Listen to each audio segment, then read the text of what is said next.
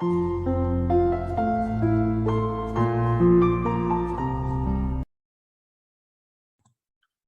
everyone, today I'll be going through the Math Methods 3 for worksheet 12. And yep, I'll just go through all the answers first.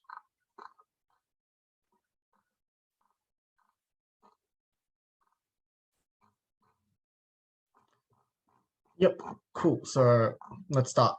The first question just asks us to find the derivative of the function, which all we have to do is to define f of x on our calculator, and then we just find its derivative. So that is what it is, as it's shown like this.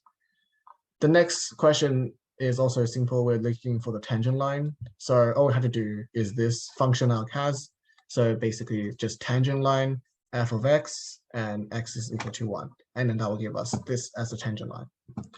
And the next question asks for the coordinates of Q and S. So we can kind of see here, that's just the X and Y intercepts of the tangent line. So immediately S is the Y intercept. We can just fill that in by this value here. And we let Y is 0. And to solve for the X intercept, we get that Q is 13 on 9 and 0. So that's the two coordinates. And next, we're looking for the distance PS. So we know the P's coordinate is 1 and 4 on 5. And S, we just worked out, was 0 and 13 on 5. So I'm not sure why this 13 here didn't, I guess, save. So we do the distance formula, which is x2, x squared minus x2 squared plus y2 minus, y1 minus y2 squared, which gave us square root of 106 on 5 units. The next question asks us to find the shaded area.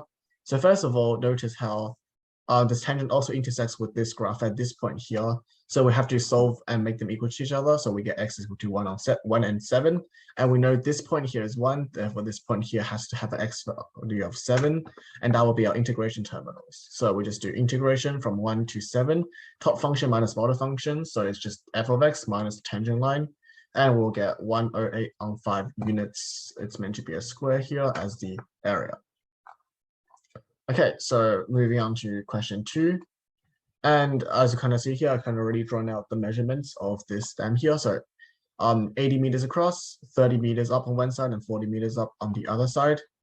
And the first question here, find the angle theta.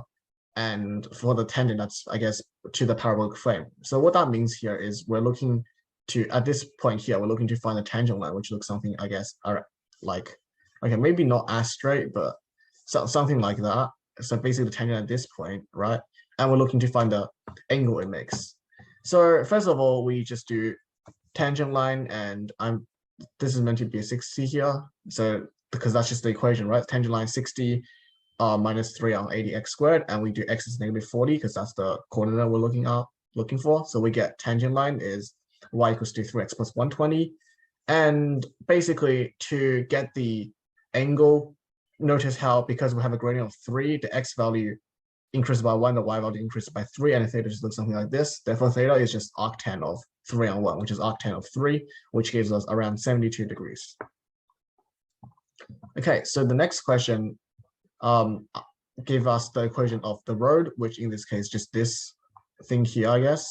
And it asks us to find the maximum downward slope of the road.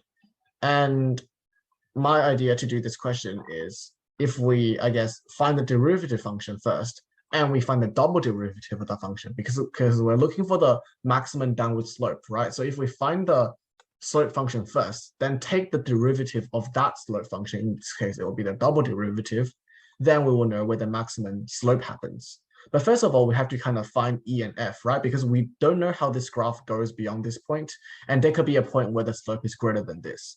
So basically to find the point E and F, we just make the parabola equal to the road, and we get that E is approximately negative 23.7, then F is 28. So we know that if it's between this range for the maximum slope, that's what we're looking for. So basically that's, and wait, actually, sorry, my bad, I was looking at the wrong question here. So basically for this one, to find the maximum slope, we know that the domain is negative from negative 40 to 40 because we don't actually consider E and F yet. So that's just the domain here. And all we have to do is to find the minimum of the derivative function, right? So the derivative function is here. This is the derivative of this road equation here. And we use the F min function, and we look for F. and then that's from negative 40 to 40, and we get x equal to 0, and sub that into the slope function, which is this one here, then we get this minimum slope is negative 3 on 16, which kind of makes sense here. If we look at this road here at x equals 0, which is this point here, it does look like the downward slope is at its maximum, basically. Okay, now we'll get on to the question that actually asks us to find E and F. So it's asking us to find the minimum distance. Well, I guess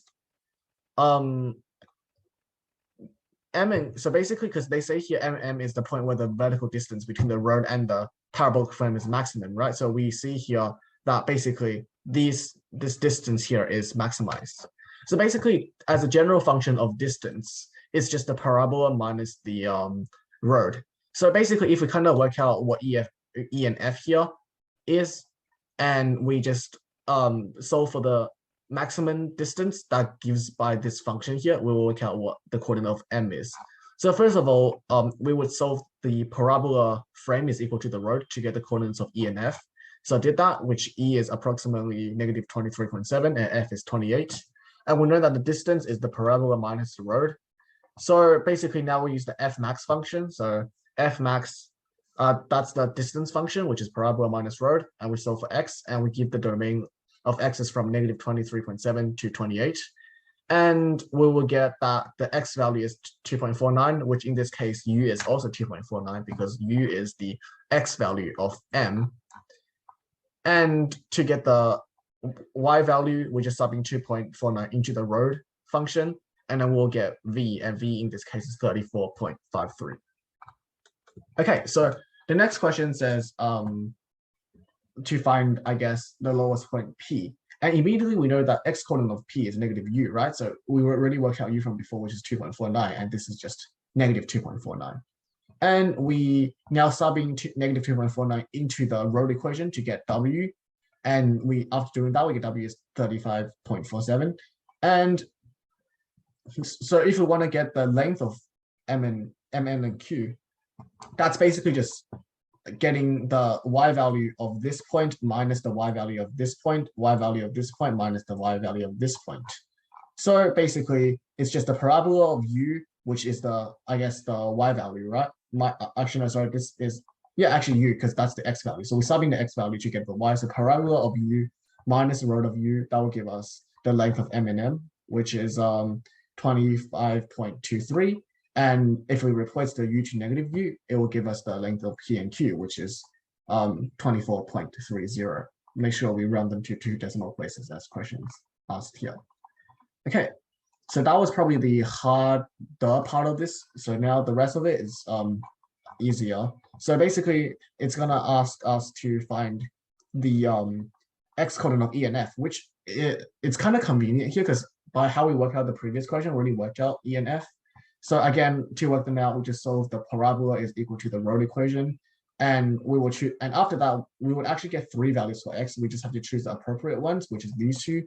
And by memory, the other one is like couple hundred, so which is unrealistic in this case, and that's why we don't choose that one. So we get E is negative 23.71, F is 28.00. So be sure to round them to 2 decimal places. And finally, ask for the area. So all we need to do is with E and F as a terminal, it would be the parabola because that's the top function minus the bottom function, which is the road. And after rounding, we get area is 870 meters squared. Yep. So again, here is all the, I guess, officially written answers. If there's any questions regarding this worksheet, please let me know, and I'll see you all next week.